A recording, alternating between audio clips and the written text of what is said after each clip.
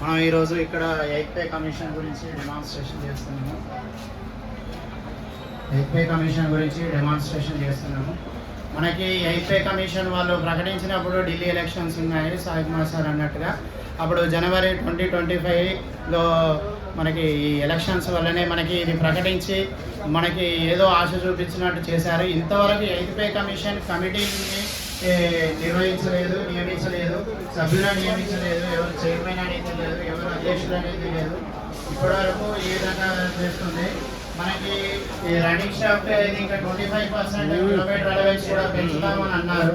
ఇంతవరకు వాళ్ళు ప్రకటన చేస్తామన్నారు, ఇంతవరకు ప్రకటన చేయలేదు. మన ఏఆర్ఎఫ్ మన వాళ్ళు లెటర్ కూడా రాశారు, అది ఇంతవరకు రిజల్ట్ అనేది లేదు.